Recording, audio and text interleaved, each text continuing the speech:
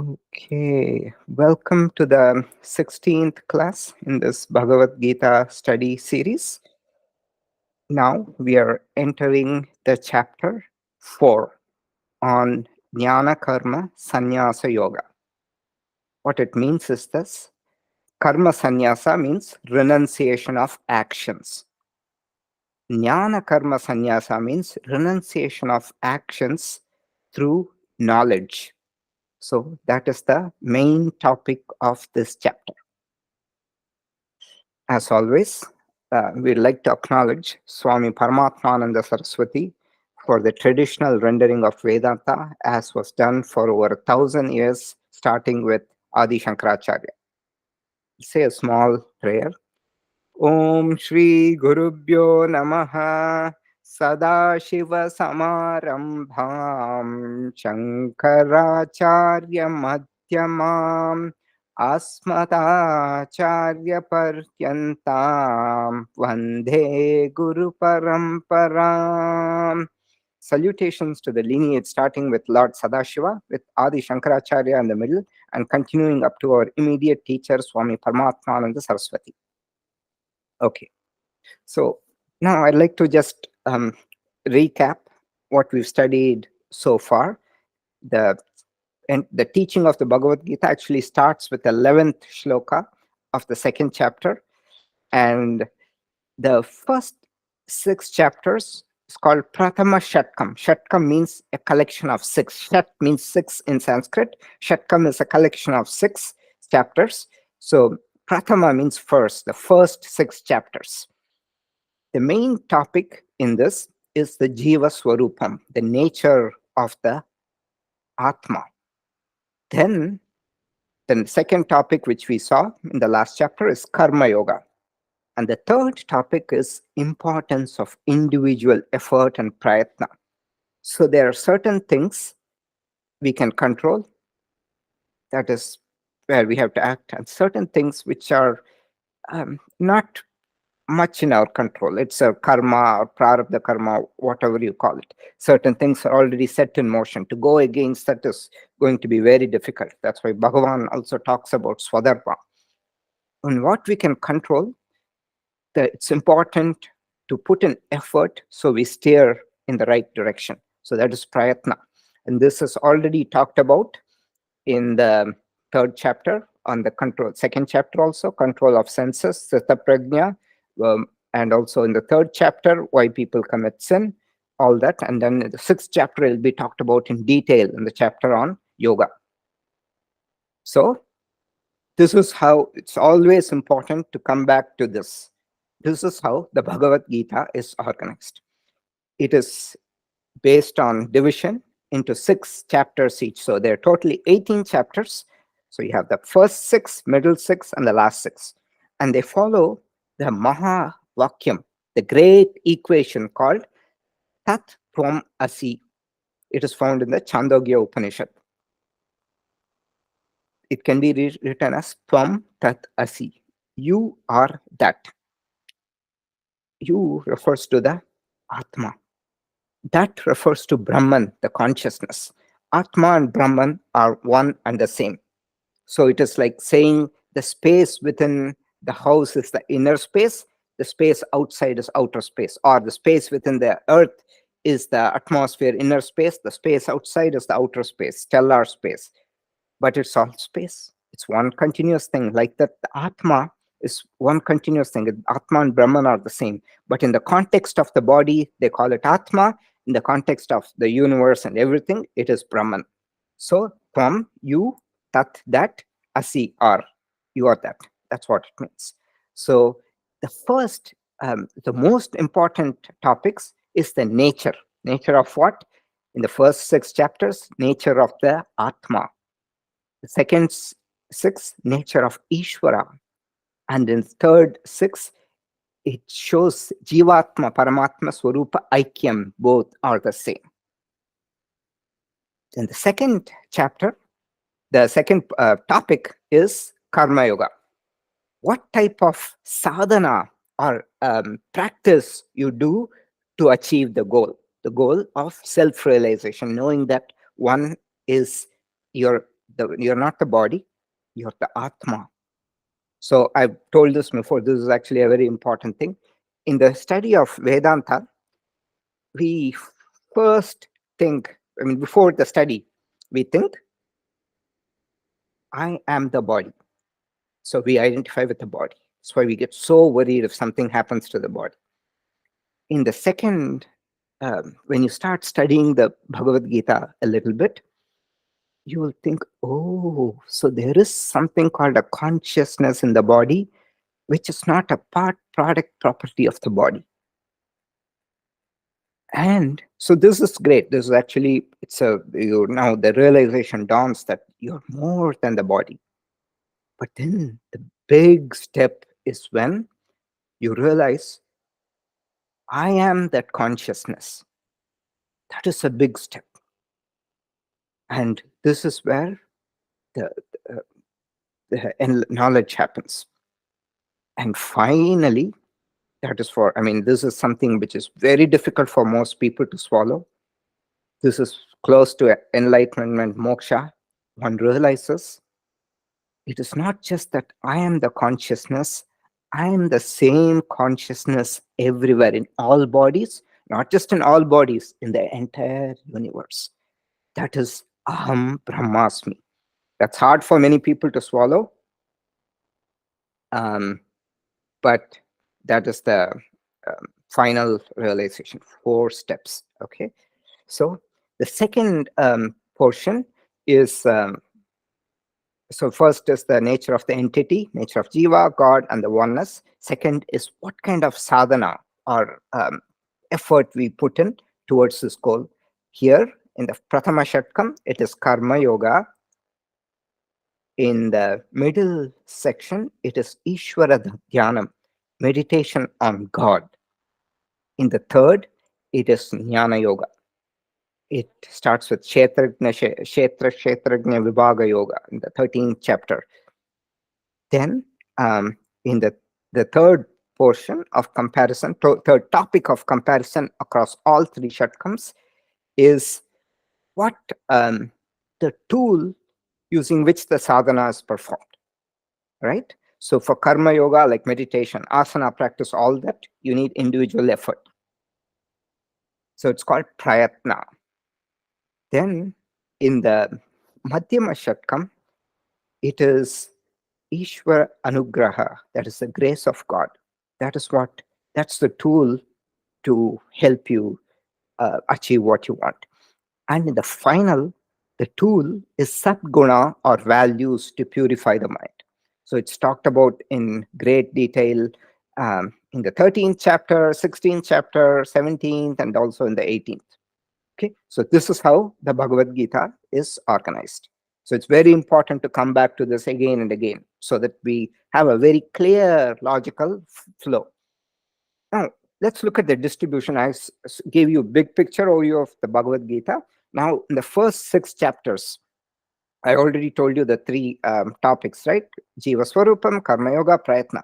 But in each chapter, how are these organized? The second chapter, it's like I told you, it's the most important chapter. It gives an introduction to Jnana Yoga. There's the nature of the Atma from 11 to 25. Then introduction to Karma Yoga. Third chapter focuses entirely on Karma Yoga. The 4th and 5th focus on Jnana Yoga. We are entering the 4th, and the 5th is kind of like a summary of 2, 3, and 4, plus a lot of Jnana Yoga. It also briefly summarizes Karma Yoga. So Jnana Yoga is the topic of the 4th chapter. Now, we have to see logically this progression. Why is he talking about Jnana Karma Sannyasa? Karma Sannyasa means renunciation of actions. Jnana Karma Sannyasa means renunciation of actions through knowledge. What prompted Bhagavan to describe this topic? So Bhagavan, preemptively, he kind of anticipates Arjuna's questions. We already saw that, right? In the 3rd chapter, Bhagavan talks about the duties of a jnani. That is the duties of a wise person, because he preemptively, he knows that Arjuna is going to say, oh, okay, I'm knowledgeable, I know all this. I don't want to fight. I want to flee the battlefield. So Bhagavan says even a wise person has to act according to their swadharma. So he gives the example of King Janaka, who, even though enlightened, he was a ruler. He was very busy. So then Bhagavan says both lifestyles lead to moksha. That is, both he talks about two lifestyles, grihastha and sannyasi, householder, renunciant. And Arjuna wants to become a sannyasi. He wants to renounce everything and run away.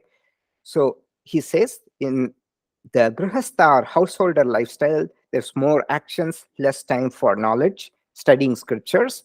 In the renunciant lifestyle, there's more time for jnana yoga, the study of the scriptures, reflection, meditation, less time for karma yoga because you've renounced everything. You don't have much to act.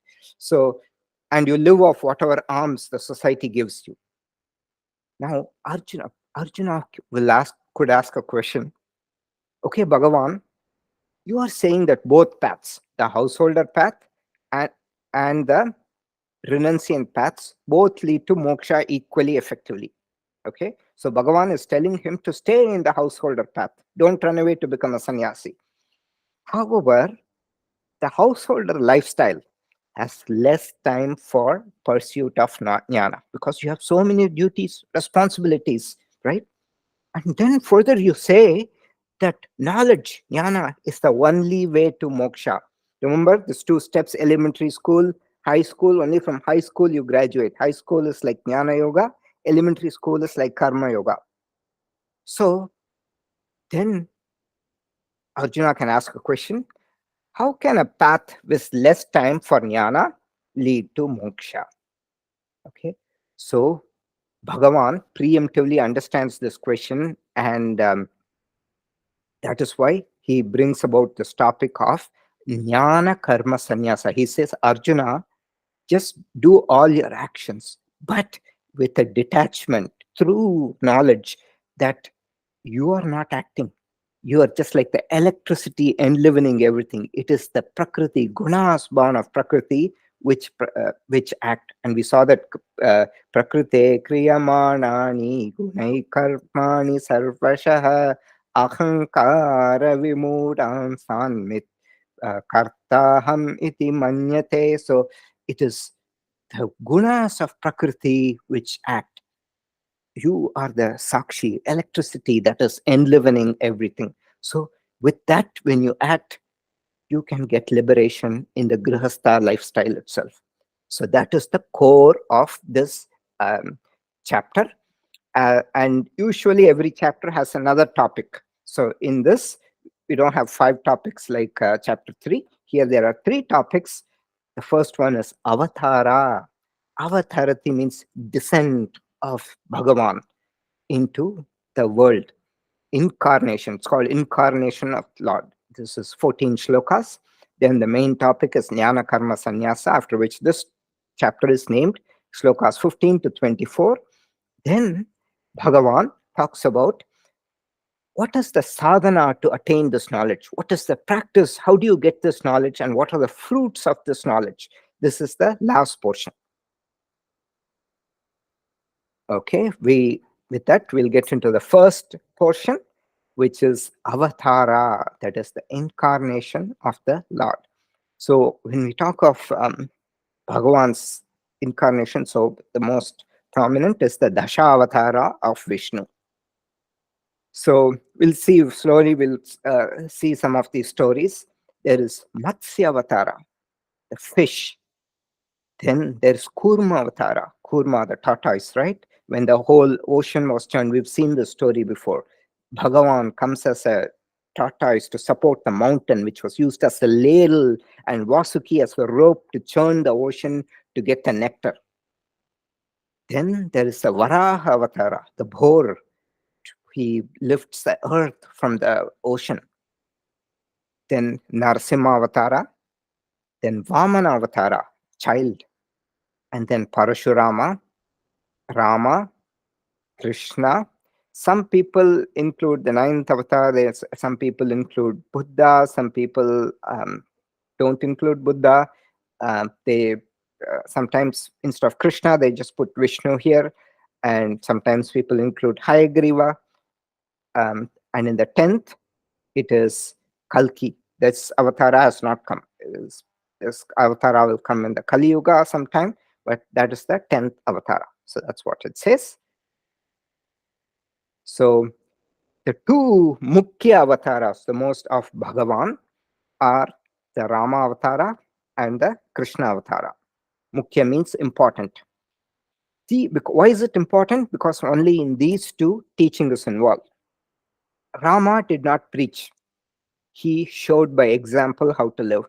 So Rama Ayanam, that is why Ayanam means the path of Rama. He just taught through example. So Ramayanam, that is essentially what it is. It is a path blazed by Rama. And Krishna, he preached a lot. So we are studying this entire Bhagavad Gita. And there's a slogan, do as Rama did and as Krishna said. Nobody will tell you, do as what Rama said, because Rama did not say anything. He was just quiet. And as Krishna did. If you do what Krishna did, then you have to flout rules. Starting as a child, he was stealing butter. He was doing everything against the law. Even in the Mahabharata war, Bhagavan plays a lot of politics to meet the ends. But because he is Bhagavan, he was able to do that without karma attaching to him. So that's why they say, do as Rama did and as Krishna said. And that's what makes the study of Mahabharata fun, because Bhagavan flouts every rule. He acts in the most unconventional way. So verses 1 to 8 is where Bhagavad Gita is glorified as the teaching of the Vedas themselves. Okay. So with that, we will start with the first shloka of the 4th chapter. Shri Bhagavanupācha imam vivaspate yogam proktavanaham apyayam vivasvan manave praha manurikshvaka beprabit. Bhagavan, the blessed Lord, said, I taught this imperishable yoga to Vivaswan. Vivaswan refers to the deity governing the sun. So in this entire universe, the way our the Vedas look at it is, there are all these things which bless the world, the rain, the sun, all these things, they have a deity associated with us. These deities are live in other realms. And they also have a limit. After Pralaya, they are gone. The next deity is appointed. So Vivaswan, the deity governing the sun, taught it to Manu. Manu then taught it to Ikshvaku. So we have a lot of names. Vivaswan, Manu, Ikshvaku. So Bhagavan calls this Apyayam, this imperishable yoga. And in the Mahabharata, the clans, the Dhritarashtra's sons and Pandu's sons, the Kauravas and the Pandavas, they all belong to the lunar Vamsha, Chandra Vamsha. The Ramayana, Rama belongs to Surya Vamsa, Raghu Vamsa Sudha. That's why there's a song also, Raghu Vamsa Sudha. So in the Ramayana, it's Surya Vamsha. And Manu, according to the Puranas, is symbolically considered the first man, a ruler who established laws, guidelines. Manu Smriti is there. And Ikshvaku is the founder of the Surya Vamsha, the solar dynasty. Okay. So Kashyapa, Rishi Kashyapa, and his wife Aditi, they had a son called Vivaswan, who is the deity governing the sun. And with his wife Sanjana, Manu was born. Manu's wife was Shraddha, and they had a son named Ikshvaku. So this is the lineage: Vivaswan, Manu, Ikshvaku. Ikshvaku is the founder of the solar dynasty. Evam parampara praptim imam rajarshayo viduhu sakale neha mahata yogo nashta parantapa. This evam parampara praptim, this yoga, which was known to the Raja Rishis, the great royal sages, great yogis, was parampara praptihi, which means handed down in a traditional manner from one generation to the next. However, kalene, mahata kalena, due to the long, mahata means long or great, due to long passage of time, kala is time, due to the long elapse of time, kale mahata kalena iha yogaha nashta parantapa. This yoga was lost. Nashta means lost. So this yoga was lost due to the long passage of time. That is why Bhagavan had taken the avatara, to not just to establish dharma, we're going to see, and also to re-establish this yoga, this teaching which was lost. Okay. Parampara praptam is actually, it's handed down from parampara. It's like a generation to generation traditional handing down. It was lost. Saye payam maya tetya yoga prokta puratanaha bhaktosi me saka cheti rahasyam hetaduttamam. Sa eva ayam, that same ancient, so sa eva ayam means that same this. So that's what it means. Sa, that, eva, same, ayam, this. That same ancient yoga has been told to you by me today because you are my devotee and friend. Bhagavan tells Arjuna, this yoga is indeed a profound secret. Rahasyam hi etad uttamam. He indeed, rahasyam, great secret. Etad, this yoga. Uttamam rahasyam, great profound secret. This shloka, it's just an ordinary shloka, but it is unique in one way, because this is the only place where Bhagavan is addressing himself as a friend of Arjuna. So if you see the Mahabharata, I pointed it out before in the Uttanka uh, um, dialogue with Rishi Uttanka. Bhagavan is addressed as Vasudeva. So when Vaishampaya narrates, Vyasa writes down, right? It's Vasudeva Uvacha. It doesn't say Bhagavan. It's only in the Bhagavad Gita he's addressed as Bhagavan. And in this shloka alone, Bhagavan is addressing himself as Arjuna's friend. Everywhere else, I am that supreme Lord. I am the Bhagavan. I am the Ishvara. I am the sustainer, Loka, Brit, everything, sustainer of everything. So, Sa eva I am Maya te adya is today. Now I am teaching by me this thing. Yoga Prokta has been told to you. And what is this? This is this ancient yoga, Puratana yoga. Okay, so Sa Eva, I am that same, this, Maya Te Adya, today, Adya is today, by me, Prokta is being uttered. And the Puratana, this is the ancient one. Okay. Now, Arjuna, as usual, gets confused about chronology. Arjuna then says, Arjuna uvacha aparam bhavato janma param janma vipaspataha katame tadvijaniyam tvam hadau proktapan iti. Arjuna said, your birth was much later but Vivaswan's birth was much earlier.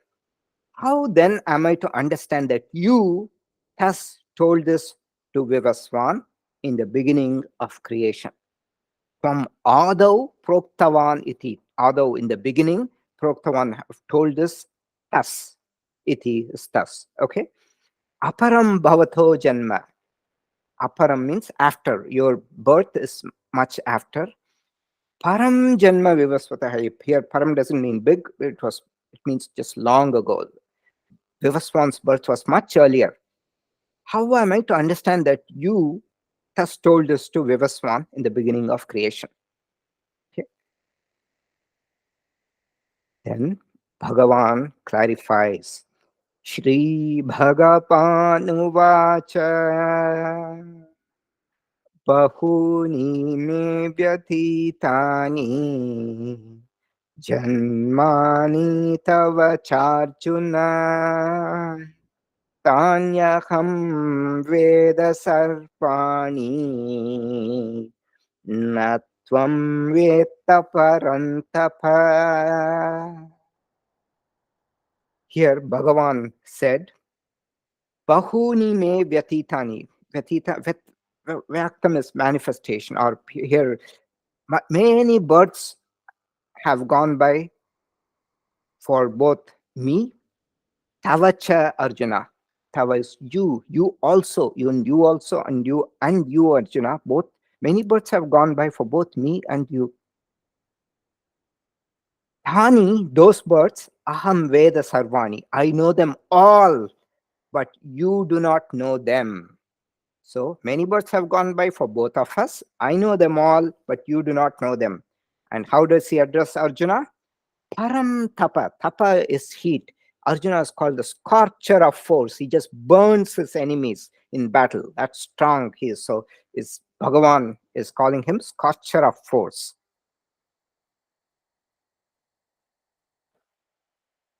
Ajopi sannapyayatma bhutanam ishvaropi san prakritim swamadishtaya sambhavam yatma mayaya.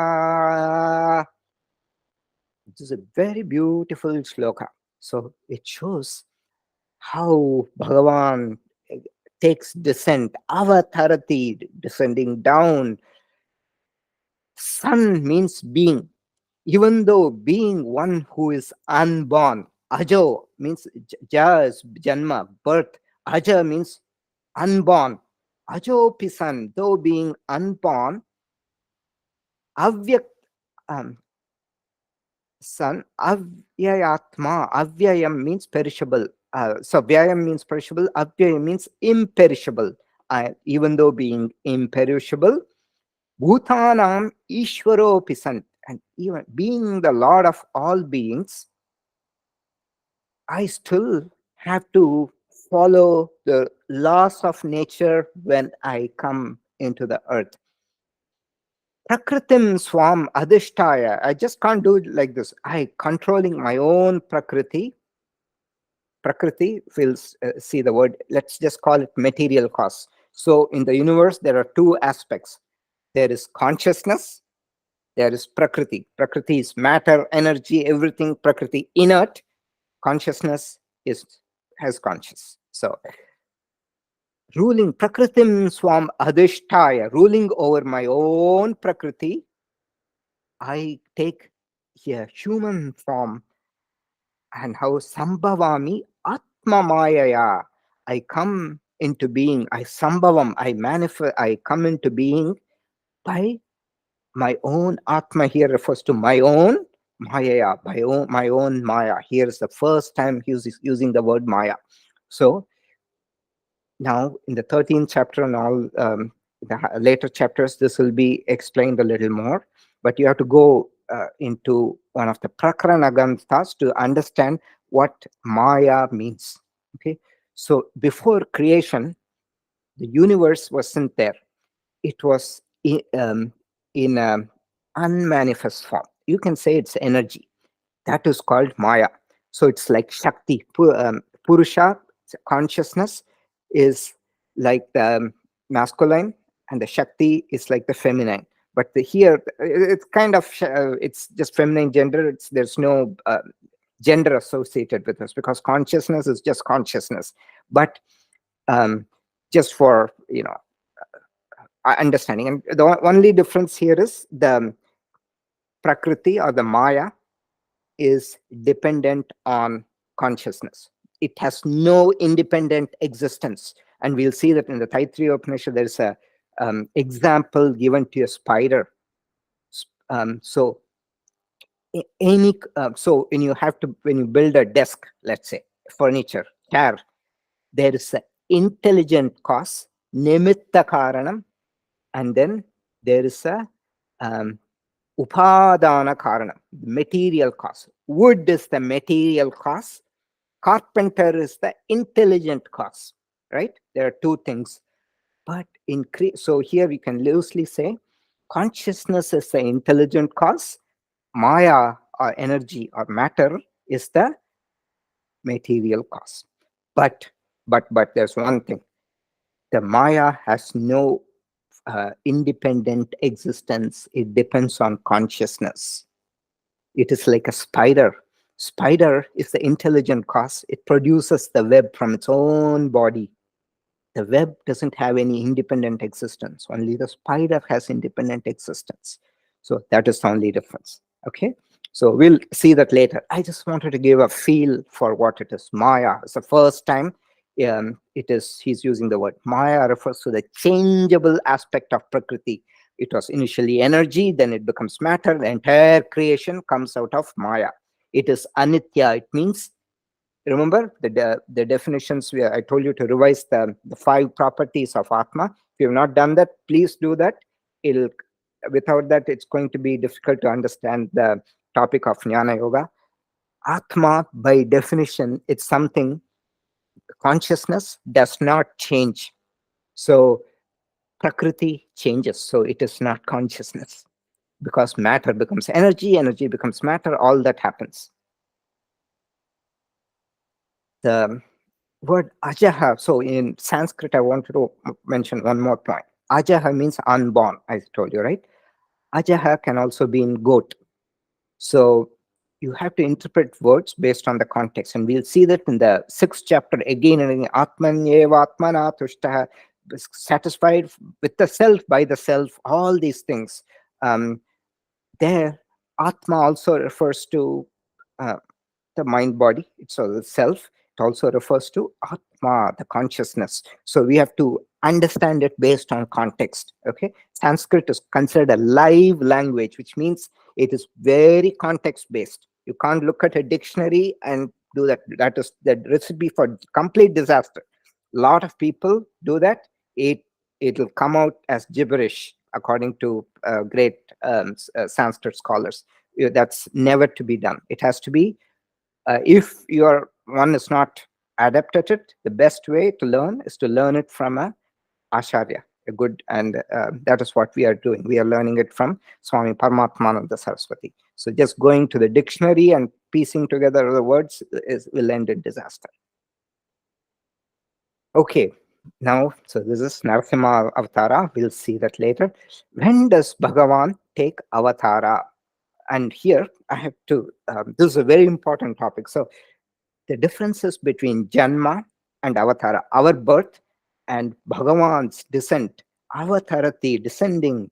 So Avataras, it's called Sharira Grahanam, how it grabs. So the Sukshma Shariram is wandering, then it grabs a body, Grahanam, grasp. So Avatara Sharira Grahanam, the Chandra Grahanam, you say, it's like grasping the sun or the moon. So Jivas Sharira Grahanam. What are the two differences? First is the cause.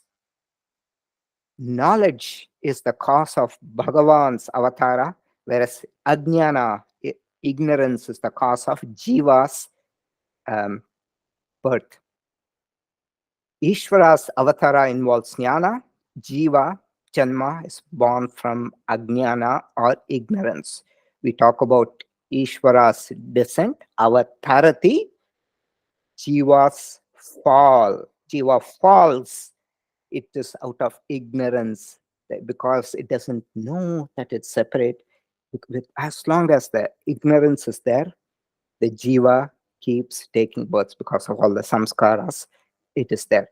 When the knowledge can destroy most of the ignorance, so your vasanas, most of them are destroyed, and then there's moksha.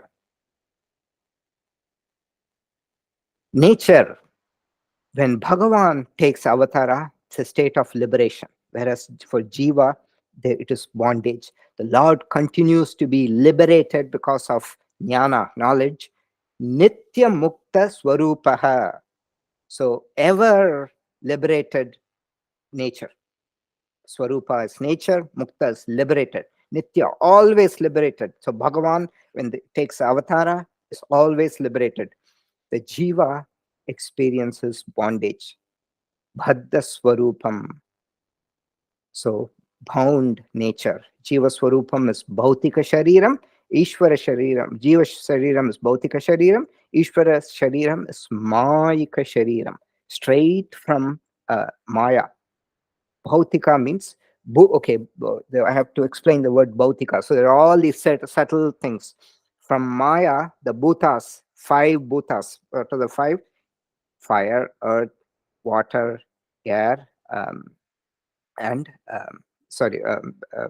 space. Okay. Agni, apa, so yeah, space. So those are the bhutas. The combination of bhutas gives rise to bhautika. That is all the compounds, everything, they come from bhutas. The fundamental elements, they are the 5 bhutas. From that comes the bhautika. So our shariram is bhautika shariram, whereas Bhagavan, straight from maya, that energy, Bhagavan's shariram comes. The purpose of arrival. So jiva arrives to exhaust the prarabdha karma, punya and papam. Ishvara arrives to uplift the world. This is emphasized in verse 7. So these are the 3 very important differences. One of the most famous shlokas in the entire of Bhagavad Gita. This is the most hope-giving shloka. This and the next one. So we have to read it together, 4.7 and 4.8.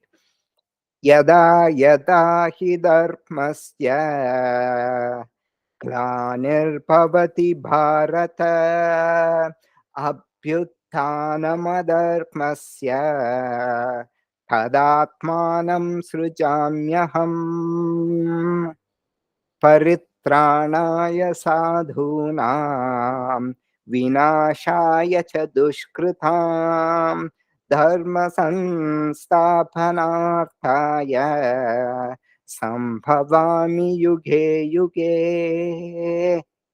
Okay, so for those who've seen this TV serial called Mahabharata, they would know that this is chanted there. Yada yada, whenever there is a decline in dharma, righteousness. So dharma has many meaning. It can mean duty, your nature, or righteousness. Here the context is righteousness. Yada yada hi dharmasya glanihi, decline of dharma. Glanihi bhavati, there is a decline of dharma happens. Abhi uttanam adharmasya. Abhi uttanam means increase, rise, going up. Abhi uttanam, great increase in adharma, unrighteousness. Then tada means then, atmanam asrujamyaham, I manifest myself forth. Atmanam is myself. Tada atmanam asrujamyaham. For why? Why am I doing that? Paritranaya sadhunam, for the protection of the righteous. Vinashaya cha dushkritam. Vinasham means, paritram means protect, vinasham means destroy. Vinashaya cha dushkritam. Dushkritam means those who do bad acts. Dushkrita, those who do bad acts, unrighteous people. Dharma samsthapanarthaya, to establish dharma. Samstapa, artha, for the purpose of establishment of dharma. Sambhavami, I manifest myself forth. I come into being. Sambhava means happening, coming into being. Yuge, yuge. One, we saw the definition of yugas, right? A certain long span of time. So, it's Treta, Dwapara, Sattva, Treta, Dwapara, and Kali Yuga. So every yuga, I come into being. Yuge, yuge. Okay. Now, Bhagavan, so this is how it is traditionally said. So why is um, Bhagavan, why does he do this? So if you want to promote dharma, right? How would you do that? So that's the question. So Bhagavan's end goal is to promote dharma. So people say, if you want to promote music, what is the best way to do this? If you want to promote science, what's the best way to do this? You give grants for scientists to do their work. If you want to promote music, you promote musicians. And similarly, if you want to protect the Vedas, Vedas is it's the revealed thing. It has the entire repository of knowledge. If you want to protect the Vedas, how do you do? By protecting people who study the Vedas, the righteous people who uphold dharma. By protecting them, you protect the Vedas. That is why Bhagavan takes avatara. And in the Bhagavad Gita, the Pandavas were vastly outnumbered. So I told you everything is 18 in Bhagavad Gita. So there were 18 Akshohinis, huge battalions. Akshohini consists of, I've even forgot the numbers, so many people, so many elephants, so many chariots. And the Kauravas had 11, whereas the Pandavas had only 7. So just if you look at the numbers, everything, and they had great warriors also, Bhishma, Drona, they should have won the battle like this. It was a no-brainer, but Bhagavan tilted the battle on this side. So, I just want to tell a story here. Are you all okay to listen to a story? Anybody? Or do you want me to continue with the thing or story? Story is okay? Okay. So a lot of people will ask, oh, okay, so who's the greatest warrior in the Mahabharata war? And many people will say Bhishma. And some people may say Arjuna. But there was one person who was stronger than everybody. And that person's name was Bharbarika. This Bharbarika was born to Ghatotkacha. Ghatotkacha is Bhima's son. With Bhima married a Rakshasi, and from this the half man, half demon son Ghatotkacha was born. And Ghatotkacha married another Rakshasi called Hidimba. No, so sorry, Hidimba is Bhima's wife. So Ghatotkacha married another Rakshasi, and from their son was called Bharbarika. And Bharbarika had a boon from Shiva. So he did great tapas. He was actually a good guy, not a bad guy. Little ignorant, but not bad. He got a boon from Shiva. He has 3 arrows. He got 3 arrows. The first arrow will, in a battle, it will mark all the targets that need to be destroyed. The second arrow will mark all the targets that should be protected and not destroyed. And the third arrow will go and do the job. With this, a lot of people before the war, Krishna asks everybody, so Arjuna, if you were the only one fighting, how long will it take for you to win the war? The Arjuna says 21 days. Then the boastful Karna say, oh, Arjuna can do in 21 days. I can do in 14 days. Karna is very boastful. Then different people say, okay, Bhima says, I can do it in 29 days, something like that. Then Krishna later asks Bharbarika, how long will it take for you to finish the war just by yourself? Bharbarika says, 3 minutes. The first arrow will mark, second arrow will protect, third arrow will go and destroy, do the job. So Krishna then understands this person can really cause problems. And what more, being a Rakshasa, they're a little tamasic. He's a very good guy. But because of his tamas, he takes a stupid oath. He tells his mother, Mother, I will uphold dharma. I will fight for the losing side. Then what will happen? He is going to first come to the Pandavas. Then, as he's fighting, he is going to destroy the Kauravas. Then the Kauravas will be the losing side. Then he'll go to the Kaurava side and fight. And then he'll destroy both sides. Then Krishna knows knew this, and Krishna asks for a dakshina. So when the great Krishna asks, he couldn't refuse. So Krishna asked for a dakshina of his head. So Bharbarika cuts his head and gives it to Krishna. Now the entire story is that, so in Mahabharata, I told you, right, every story has a reason. So in the previous life, there was a yaksha, and the yaksha told that all the devas, he was boasting that I alone can kill all the evil elements on earth, and Vishnu need not go to earth and do this. So Brahma thought this yaksha means like a spirit. So this yaksha was very arrogant. So he cursed the yaksha that whenever the time comes for all the evil to be eliminated, Vishnu will take birth. So he took birth as Krishna, as Avatara. Then Vishnu will kill this yaksha first. So this yaksha was born as Bharbarika, and this is how Vishnu managed to um, end his life. So he got moksha. I mean, he got liberated from his body. So that was a good thing.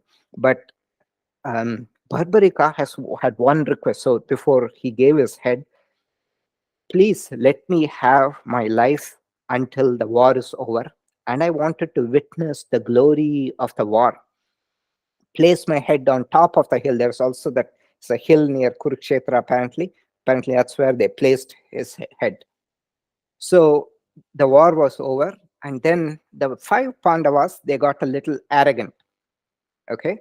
So Arjuna said, it is because of me that the war was won. Bhima says it's because of me. Then Yudhishthira says because of me. Nakula, Sahadeva, they all become very arrogant. So then Krishna says, look, the greatest warrior, Bharbarika, he is witnessed. Let him tell who is the real hero of the war. They go to Bharbarika. And you know what Bharbarika says? Anybody? Any guesses what he says? You want me to tell? Yeah. Bharbarika says, everywhere I only saw Krishna going with his discus and mace and causing mayhem through the ranks. When Arjuna shoots the arrow, I saw Krishna coming with his discus and killing people. It is Bhagavan, the Lord, seeing that glory in the war. I am so happy to give up my life now. Its time has come. I have seen Bhagavan's glory in full essence. The real hero of the war is Bhagavan Krishna. So that is the story of Bharbarika.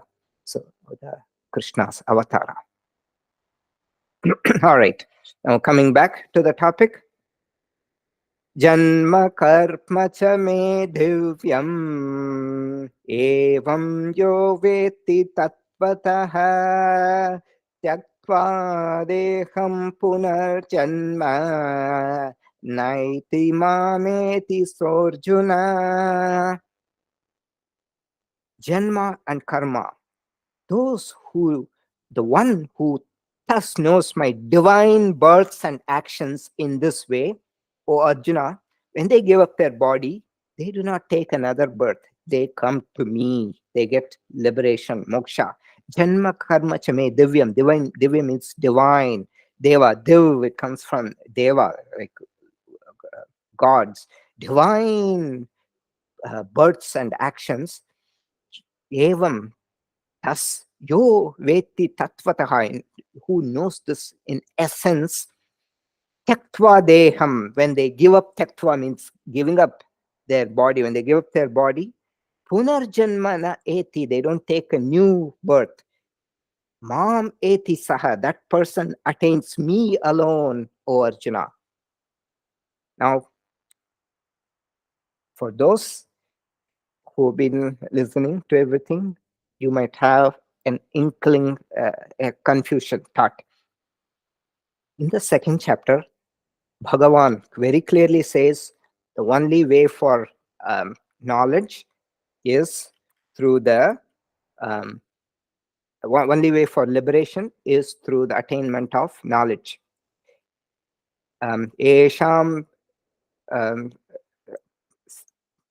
sthiti partha. So, Esha brahmi sthiti partha nainam prapya vimuhyati sthitva kalepi brahma nirvanam richati. The last shloka, this brahmi sthiti, this state having reached, one will not come back. Sthitvapi antakalepi brahma nirvanam richati. So you attain liberation through knowledge. Now he's saying it is through the knowledge of Ishvara and not the knowledge of the self. So how do you reconcile this? Krishna says this is throughout the Bhagavad Gita. I'm giving you a prelude. Bhagavan will say one thing here and another thing. So he said through the knowledge of the self, one can attain liberation. And through that alone, one can attain liberation. Now he says, it is, if one understands, has the knowledge of Ishvara, all the divine births and glories, you can attain liberation. How do we reconcile?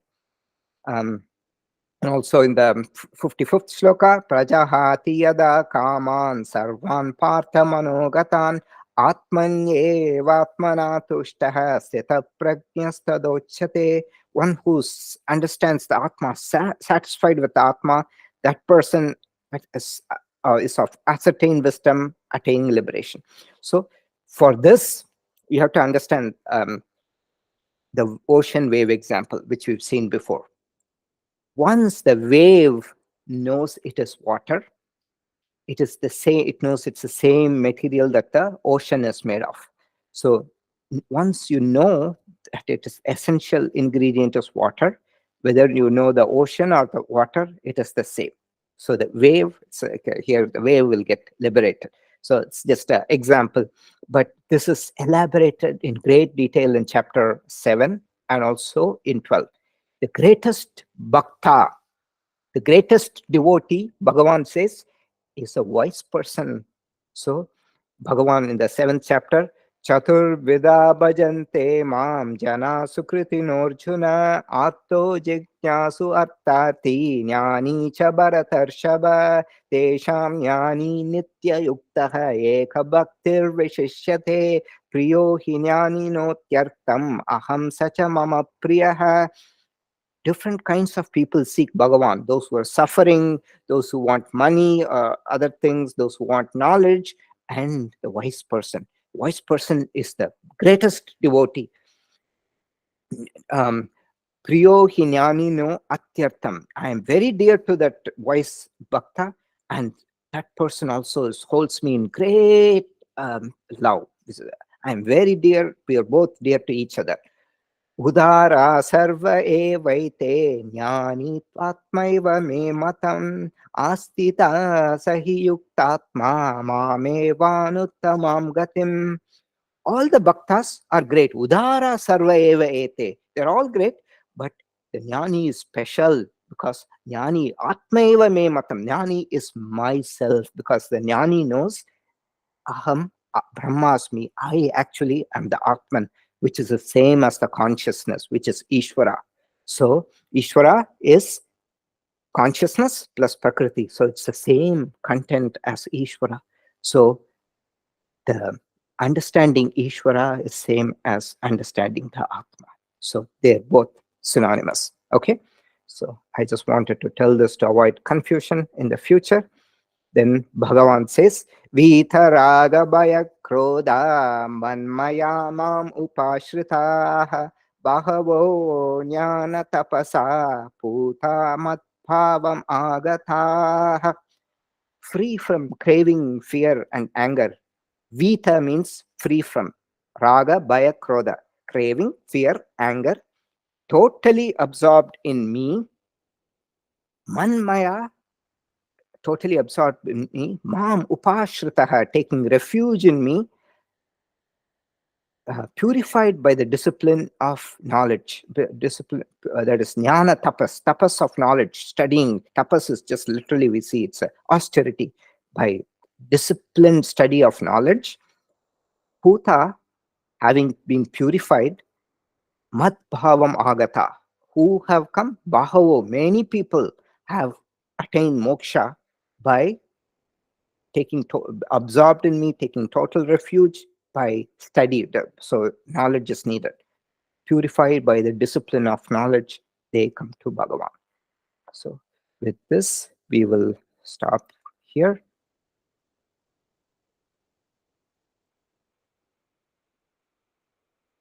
Okay.